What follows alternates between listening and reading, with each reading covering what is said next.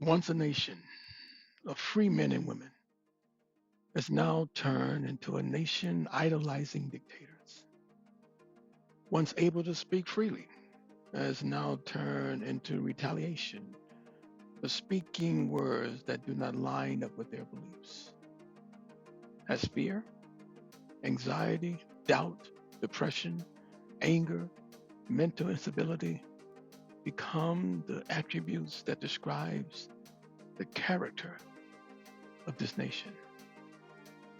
Well, let's talk about that next on Higher Learning.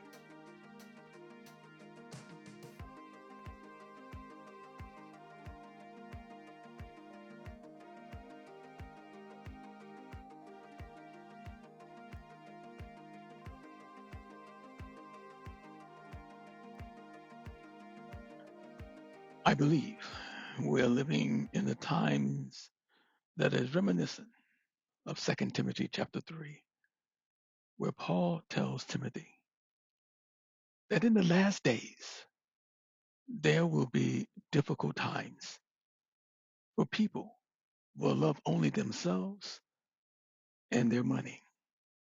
They will be boastful and proud, scoffing at God, disobedient to their parents, and ungrateful. They will consider nothing sacred. They will be unloving, unforgiving. They will slander others and have no self control. They will be cruel and hate what is good. And as I'm watching many who have become lost or have lost their jobs and their homes, or lost the American dream, instead of turning to the Father, many have decided to betray their friends, become reckless, to be puffed up with pride, and love pleasure more than God. It seems as if God is being replaced or completely ignored. I remember from the Old Testament in the book of Judges, where the Bible says, in those days, there was no king in Israel. Every man did what was right in his own eyes. God was still in heaven. He hadn't gone anywhere. Yet the children of Israel were unable to recognize the King of Kings and the Lord of Lords. So, as believers, it is imperative that we present our bodies as a living sacrifice, holy and acceptable to God, which is our reasonable service.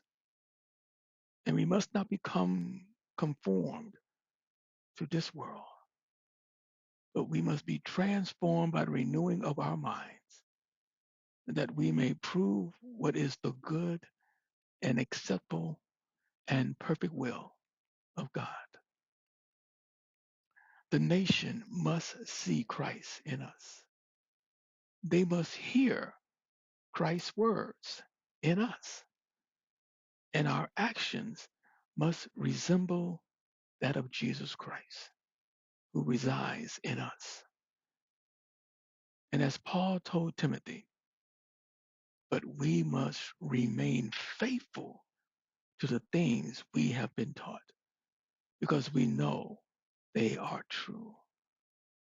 My brothers and sisters, Jesus is coming back.